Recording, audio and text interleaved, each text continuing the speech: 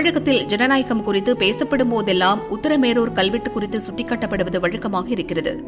உலகையே வியப்பில் ஆழ்த்திய உத்தரமேரூர் கல்வெட்டு என்ற மனதின் குரல் நிகழ்ச்சியில் ஒருமுறை பிரதமர் மோடி சுட்டிக்காட்டியும் இருக்கிறார்.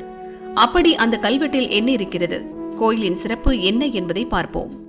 கோயில்களுக்கு பெயர் போன காஞ்சிபுரம் மாவட்டம் உத்தரமேரூரில் விஷ்ணுவுக்கு அர்ப்பணிக்கப்பட்ட வைகுண்ட பெருமாள் கோயில் உள்ளது.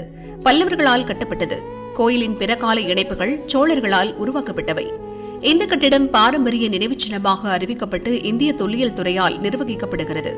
சுமார் 0.5 ஏக்கர் பரப்பளவை கொண்டது வைகுண்ட பெருமாள் கோயில். ஸ்ரீதேவி பூதேவி இரு பக்கங்களிலும் உள்ள வைகுண்டநாதரின் சிலை இந்த சன்னதியில் உள்ளது. 2500 சதுர அடியில் ஒரு மண்டபம் உள்ளது. கோயிலின் கூரைகள் தூண்களின்றி சுவர்களால் தாங்கப்படுகின்றன. சோழர் கால கல்வெட்டுகள் மண்டபத்தின் சுவர்களில் பொறிக்கப்பட்டுள்ளன. பராந்தக சோழன் காலத்தில் கிராம தலைவர்களை தேர்ந்தெடுக்க குடவோலை வழக்கம் நடைமுறையில் இருந்ததை இக்கோயிலின் கல்வெட்டுகள் கூறுகின்றன. கிராம மக்கள் ஒரு பொது இடத்தில் கூடி பனை இலைகளில் தங்களுக்கு விருப்பமான தலைவர்கள் பெயரை எழுதி ஒரு பானையில் போடுவர். குடம் என்பது பானையை குறிக்கிறது. இதன் காரணமாகத்தான் இந்த தேர்தல் முறைக்கு குடவோலை என்ற பெயர் வந்தது. முதுமையில் உள்ளவர்கள் வாக்களிக்க தடை இருந்தது. வேட்பாளர்களுக்கு குறைந்தபட்ச வயது, கல்வி தகுதி, சொத்து ஆகியவை விதிக்கப்பட்டது. தேர்ந்தெடுக்கப்பட்ட தலைவர்கள் மக்கள் சேவையில் சரியாக ஈடுபடவில்லை என்றாலும் அவர்கள் மீதான குற்றச்சாட்டுகள் நிரூபிக்கப்பட்டால் அவர்களின் வாரிசுகள் தேர்தலில் போட்டியிடக்கூடாது என்ற விதியும் பின்பற்றப்பட்டது. இதுபோல பல்வேறு கடுமையான தண்டனைகளும் இருந்ததாக கல்வெட்டுகளில் குறிப்பிடப்பட்டுள்ளது. ஸ்ரீ வைகுண்டவாச பெருமாள் திருக்கோயில்.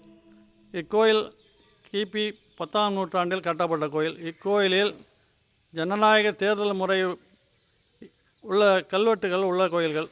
உலகத்திலேயே முதலில் ஜனநாயக முறை வந்தது நம்ம நாட்டில் மட்டும்தான் சொல்கிறாங்க. அது உத்தரமேரூரில் என்பதாக கல்வெட்டு உள்ளது இந்த வைகுண்டவாச பெருமாள் கோயில். இக்கோயிலில் கல்வெட்டு தேர்தல் எப்படி நடத்தணும், தேர்தலில் நிற்கிறவங்களுக்கு தகுதி இல்லாதவங்க எப்படி, அதெல்லாம் கல்வெட்டில் சொல்லியிருக்காங்க. தேர்தலில் குடவோலை முறை குடம் ஓலைன்னு சொல்லுவாங்க. குட ஓலை முறை. குடம் ஒரு அன்றைக்கி அந்த சுவாமி எதிரோ வைகுண்டவாச பெருமாள் எதிரோ ஒரு பானையில் ஓலையில் கேண்டிடேட் பேர்லாம் எழுதி ஓலையில் போட்டுவிட்டு எதுவும் தெரியாத குழந்தையை விட்டு எடுத்து மத்தியஸ்தன்றவர் அந்த ஓலையை எல்லாருக்கும் பப்ளிக்காக காமிச்சிட்டு கையை பிரித்து காமிச்சிட்டு அந்த ஓலையை எடுத்து படித்தாருன்னா எலெக்ஷன் முடிஞ்சுதான் அர்த்தம். அப்படி தான் அந்த கல்வெட்டில் சொல்கிறா. அது தகுதி இல்லாதவன்னா நம்ம கணக்கு காட்டாதவன், பிற சொத்து அபகரிக்கிறவன், கல் உண்ணுபவன், அது மாதிரி இருக்கிறவங்க பிறர் மனைவியோட தொடர்புகளோ அந்த மாதிரி பல இதெல்லாம் சொல்கிறாங்க. அது மாதிரி தகுதி இல்லாதவங்க ஒருத்தன் அந்த மாதிரி தேர்தலில் ஜெயிச்சு வந்தாலும் அவன் அந்த மாதிரி தவறுகள் செஞ்சால் அவனுடைய தாய் வழி தகப்பன் வழியில் 7 தலைமுறைக்கும் தகுதியற்றவனாக ஆக்கிக்கிறாங்க. ஒரு தலைமுறையில் 7 தகுதியற்றவனாக சொல்கிறான். இந்த வைகுண்டவாச பெருமாள் சுந்தரவதரை பெருமாள் 2 கோவிலும் சேர்ந்த ஒரே தேவஸ்தானம். இதனுடைய பரம்பரை தர்மகர்த்தாவாக ஆர் சேஷாதிரியாக நான் இருக்கிறேன். எங்களுடைய பரம்பரை வம்சத்தை சேர்ந்த கோயில்.